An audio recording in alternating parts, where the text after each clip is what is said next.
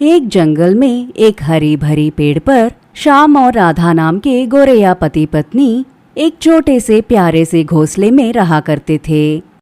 उसी जंगल के कुछ लकड़ियों को काटकर उन्हें बेचने के बाद आने वाले पैसों से उनके 2 गोरैया बेटियों का अच्छे से देखभाल करते थे। वो गोरैया बेटियां जो भी मांगती थी उन्हें वो दिला देते थे और इसी तरह दोनों अपनी बेटियों के साथ खुशी खुशी से जी रहे थे।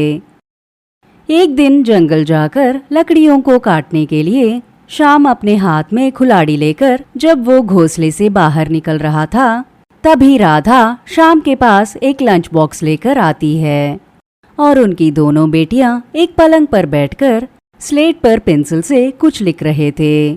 छोटी, ऐसे बकवास मत लिखो, तुम्हें ABCD लिखने को कहा था। दीदी, मुझे ABCD मालूम नहीं है, मुझे बकवास लिखना ही आता है, कुछ देर ऐसे बकवास लिखने दो ना। ऐसे कहकर वो नन्ही सी गोरैया स्लेट पर बकवास लिखती रहती है। तभी श्याम और राधा गोरैया पलंग पर शरारत कर रही अपने दोनों बेटियों के पास आते हैं। सुनो, हम दोनों लकड़ियों के लिए जंगल जा रहे हैं, इसलिए घोंसले से बाहर मत निकलो। शरारत बिल्कुल भी नहीं करनी चाहिए और भूख लगी तो माँ की बनाई हुई खाने को खा लेना। ठीक है पापा, आप दोनों लकड़ियों को काटकर जल्दी से घर वापस आ जाना। मैं छोटी का ख्याल रख लूंगी और मैं दीदी का ख्याल रखूंगी। आप दोनों जल्दी से आ जाओ। उन 2 बहनों की प्यारी सी बातों को सुनकर राधा और श्याम हंसते हुए लकड़ियों को काटने के लिए घोंसले से बाहर निकल जाते हैं और दोनों बहनें शरारत करते हुए पढ़ाई करने लगे।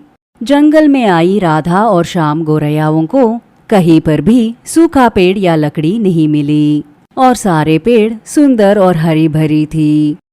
देखा राधा, एक भी सूखा पेड़ नहीं दिखाई दे रहा है, हमें एक सूखा डाल तक नहीं मिल रहा। ऐसा ही रहा तो हम कैसे जी पाएंगे।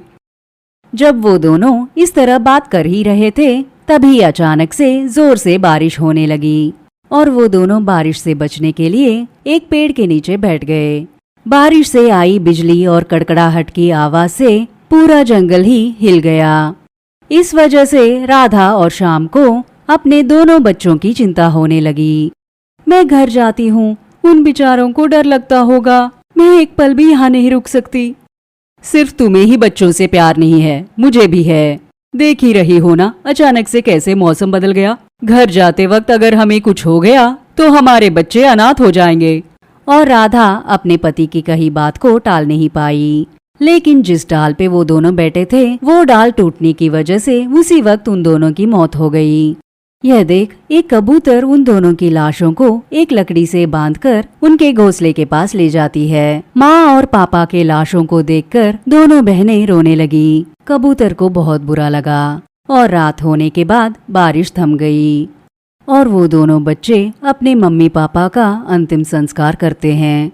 उसके बाद जब वो दोनों घर वापस आई तो उन्हें कुछ समझ नहीं आ रहा था कि आखिर वो दोनों कैसे जिएंगे। वो दोनों परेशान हो गई। उन्हें यकीन नहीं हो रहा था कि अब उनके माँ बाप नहीं रहे और वो दोनों रोने लगी और अब तो उन दोनों को भूख भी लग रही थी। दीदी, मुझे बहुत भूख लग रही है, खाने के लिए कुछ दो ना दीदी। तू मुझसे पूछ रही है, तेरे लिए खाना मैं कहाँ से लेके आऊं? बर्दाश्त करो छोटी, बर्दाश्त करो। दीदी, तू ऐसी बातें मत करो, हमारे मम्मी पापा नहीं रहे, इसलिए आज से तू ही मेरी मम्मी और पापा हो। मैं तुमसे नहीं पूछूंगी तो और किससे पूछ सकती हूँ दीदी, बोलो। जब इस तरह छोटी ने बोला तब बड़ी बहन कुछ भी नहीं बोल पाई। छोटी बहन की बातों को सुनकर बड़ी बहन अब सोच में पड़ गई और वो अपनी बहन की अच्छी सी देखभाल करना चाह रही थी। इतने में एक चालाक कौवा गोरैयाओं की मौत की खबर सुनकर एक नकली एग्रीमेंट दिखाता है जिसमें लिखा था कि राधा और श्याम ने उसे उधार लिया था और उस कागज को लेकर छोटी गोरैयाओं के पास आती है और उस कर्ज को उन दोनों को चुकाने के लिए कहती है।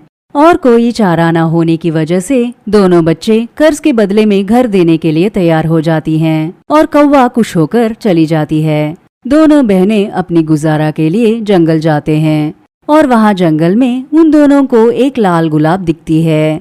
लेकिन वो सुंदर गुलाब का फूल किसी भी वक्त पेड़ से टूटकर गिरने के कगार पे थी। उस गुलाब को देखकर गौरैयाओं को बुरा लगा और वो दोनों बहनें उस फूल के पास जाकर उस फूल को पट्टी बांधते हैं।